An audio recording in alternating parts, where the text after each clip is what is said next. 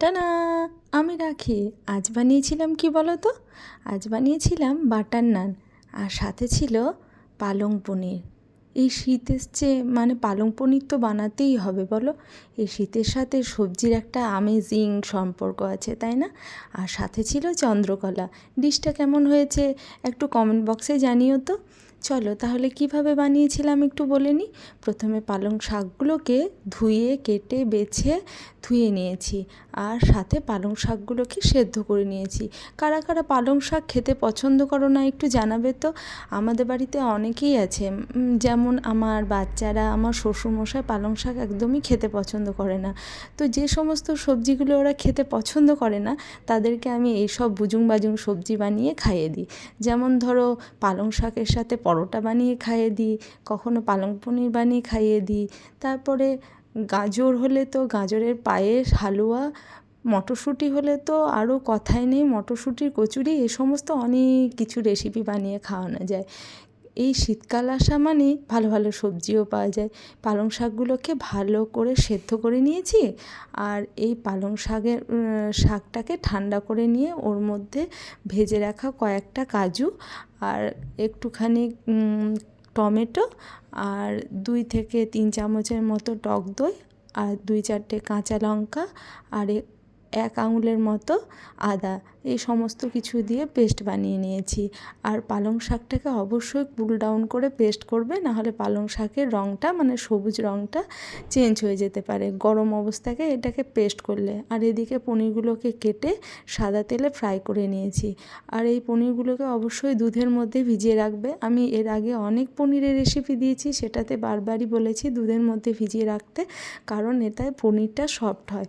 আর এই যে পালং শাকের যে পেস্টটা বানিয়েছিলাম সেটা একটা তেলের মধ্যে দিয়ে গোটা গরম মশলা দিয়ে পালং শাকগুলোকে দিয়ে দিয়েছি। আর মশলার মধ্যে জিরে গুঁড়ো আর ধনে গুঁড়ো দিয়েছি। আমি আজ নিরামিষ পদ্ধতিতে বানিয়েছি, আর যেহেতু নিরামিষ খাবার তার জন্য 2 চামচ চিনিও দিয়ে দিয়েছি। আর এই যে দুধে ভিজিয়ে রাখা পনির সেটাকে অ্যাড করে দিয়েছি। দেখো সবুজ রঙটা কত সুন্দর হয়ে আছে। আর এটাকে দুধের মধ্যে অ্যাড করে দিয়েছি। দুধ মধ্যে পনির দেওয়া ছিল, সেটাকে অ্যাড করে ভালো করে এটাকে কষিয়ে নিয়েছি। দেখো রেডি হয়ে গেছে। এবার এটাকে ঢেলেও নিলাম। এবার ওপর থেকে দিয়ে দিলাম একটু ফ্রেশ ক্রিম। এটা তোমরা দুধের ক্রিমও দিতে পারো, আমার কাছে ছিল তাই এটা আমি দিয়ে দিয়েছি। আর ওপর থেকে অবশ্যই গরম মশলার গুঁড়ো দিয়েছি, সেটা কিন্তু দিতে ভুলো না। যেহেতু নিরামিষ রান্না সেহেতু অবশ্যই গরম মশলার গুঁড়ো দেবে। আমি পেঁয়াজ, আদা, রসুন কোনো কিছুই দিইনি। আর পালং শাকের সাথে রসুন খুব ভালো যায়, তোমরা সেটাও দিতে পারো। আর বাটার নানের সাথে আটা আর ময়দা নিয়েছি সমান পরিমাণে, আর তার মধ্যে দিয়েছি 1/2 চামচের মতো বেকিং সোডা, বেকিং পাউডার, লবণ আর চিনি, আর 1 কাপের মতো টক দই। আর এর মধ্যে জল দিয়ে ভালো করে নরম একটা সফট ডো, আর বলতে ভুলে গেছি, 2 থেকে 3 চামচের মতো সাদা তেল, সমস্ত কিছু দিয়ে ভালো করে মেখে এটাকে রেস্টে দিয়ে দিয়েছি। আর মাছ ফাঁকে এই যে চন্দ্রকলাগুলোকেও বানিয়ে নিয়েছি। এই চন্দ্রকলার রেসিপি তো আগেই দিয়ে দিয়েছি, তাই তোমাদেরকে এই ব্লগে আর এটা দিলাম না, চন্দ্রকলার রেসিপিটা দিলাম না। এই যে আটাটাও রেস্ট হয়ে গেছে, এবার আটাটাকে লম্বালম্বি করে বেলে নেব যেমন নানের বেলে। আর এটা তোমরা অবশ্যই ড্রাই ইস্ট দিয়েও বানাতে পারো, তার রেসিপি না হয় আমি একদিন দেখিয়ে দেবো। আর ওপর থেকে দিয়ে দিয়েছিলাম কয়েক টুকরো ধনেপাতা আর কালো জিরে, সেটাকে দিয়ে ভালো করে বেলে নিয়েছি। আর ফ্রাইং প্যানে সামান্য একটু জল দিয়ে এরকমভাবে দিয়ে একটা লিড চাপা দিয়ে দিয়েছি। অবশ্যই আমি বাটারটা কম ইউজ করি, যেহেতু রাত্রেবেলায় খাই, রাত্রের জন্য বানিয়েছিলাম এটা, সেজন্য এই বাটারটা একটু কম ইউজ করেছি। আর এটাকে গরম মানে আগুনের মধ্যে সেঁকে সেঁকে নিয়েছি, যেহেতু আমার কাছে তন্দুর নেই তাই আমি ফ্রাইং প্যানেই বানিয়েছি। আর দেখো কেমন সুন্দর ছেড়ে এসছে।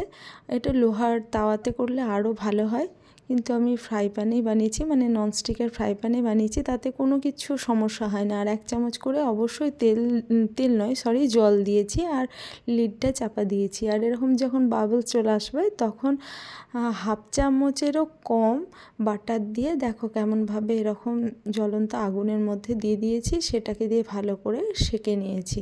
ঠিক আছে, এই যে সেঁকার পদ্ধতিটা একটু কঠিন। আর কিছুই না। এরকমভাবে সমস্ত পরোটাগুলোকে জল দিয়ে দিয়ে চাপা দিয়েছি আর আগুনের মধ্যে সেঁকে নিয়েছি।